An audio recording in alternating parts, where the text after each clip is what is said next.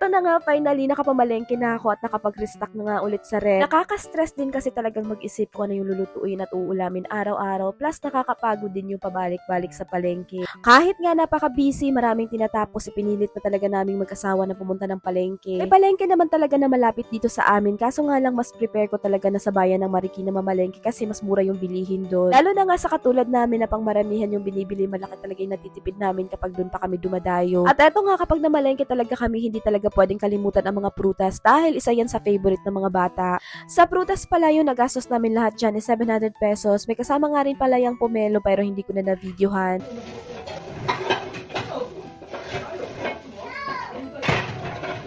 Kapag bumibili pala kami ng mga prutas, lalo na nga sa grapes at apple, hindi talaga pwedeng hindi hugasan. Yung batang bulinggit kasi namin dito sa bahay, ikusa na nga siya nagbubukas ng rep at kumukuha ng prutas. Kaya naman kailangan talaga yung mga prutas namin ihugas. Hinuhugasan naman niya bago niya kainin, pero syempre mas okay na yung safe. Mura nga rin pala yung per kilo ng saging ngayon sa bayan, nasa 75 pesos lang. Dito naman sa dragon fruit, yung 5 pieces na to is nasa 100 pesos. Yan na pala yung dragon fruit na binili ko dahil wala na ako nakitang malalaki. Sa gulay naman, medyo pricey ang mga gulay ngayon dahil etong kalabasa is 30 pesos na yan, etong pechay naman is 50 pesos. Sa sitaw naman 40 pesos yung isang tali, tapos hindi ko na nga rin pala siya hinugasan dahil gahol na talaga ako sa oras at binalot ko na nga lang agad siya ng cling wrap. May mga nagtatanong nga rin pala, buti daw hindi nasisira yung mga gulay na binibili ko. So far po, hindi naman po siya nasisira. Ang ginagawa ko lang talaga, binabalot ko siya sa plastic or hindi naman kaya sa paper bag. Dito pa nga mga mamshis, kapag madadahong gulay talaga yung binibili ko sa palengke, una ko talaga silang niluluto. Usually naman kasi talaga kapag madadahong gulay yung nilalagay natin sa rep, pinagtatagal siya ng 3 days to 4 days. Pero kapag lumampas na sila ng mga ganong araw, asahan mo talaga na natutuyot na sila at nagdadry. Kaya naman ang ginagawa ko nga, una ko lang silang niluluto para hindi tayo mabulukan at hindi masayang yung gulay na nabili natin.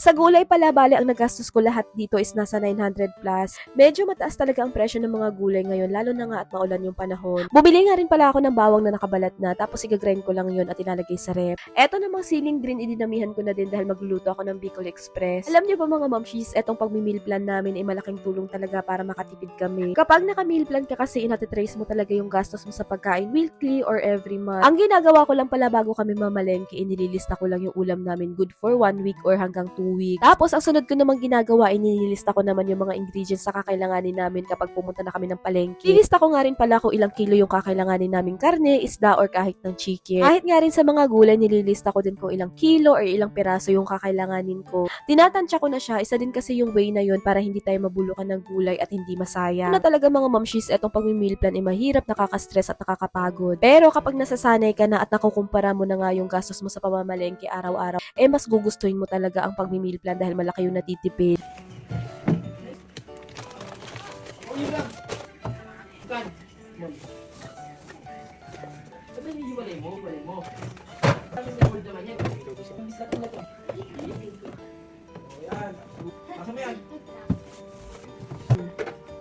Bumili nga rin pala ako ng mga frozen food para yan kapag tinabad na talaga ako magluto, yan na nga lang yung uulamin namin.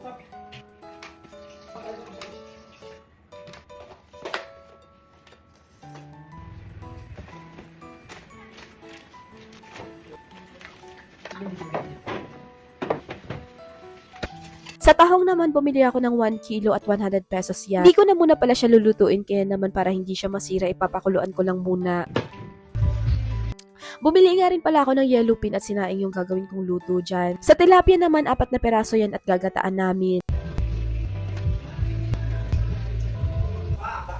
Sa bangus, 2 recipe yung gagawin ko dito, isang pangdaing at isang pambaon ng mga bata at lalagyan ko ng mushroom. Dito naman sa hipon, buttered shrimp yung naisip kong luto dito at dito ko nga ilalagay yung tahong. Tapos babawasan ko nga rin pala yan ng konti at babalatan para naman sa pangsahog ng chop suey. O diba, kapag sa video parang ang bilis-bilis lang at ang dali-dali ko lang gawin lahat. Pero umaabot talaga ako dyan ng 2 hanggang 3 oras.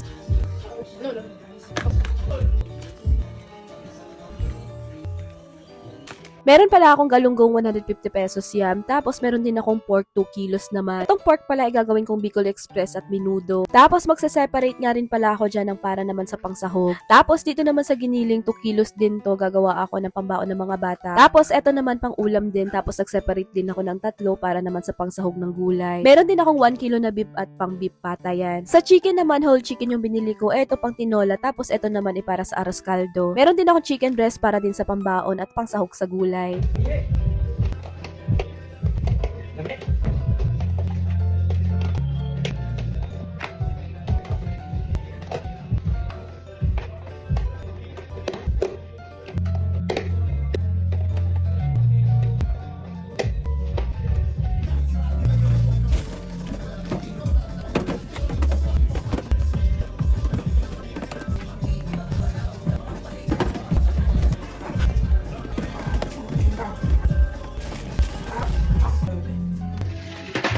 namang tahong nung pagkakulo niyan, ipinatay ko na agad, tapos pinalamig. Tapos nung lumamig na siya, tinanggal ko lang yung isang takip, tapos ilalagay ko na yan sa freezer. Yan lang pala yung ginagawa ko kapag gusto ko mag-stock ng tahong. Yung nagastos pala namin sa pamamalengke is nasa 5,700 plus. Good for 2 weeks na yon, kasama na yung pambaon din ng mga bata.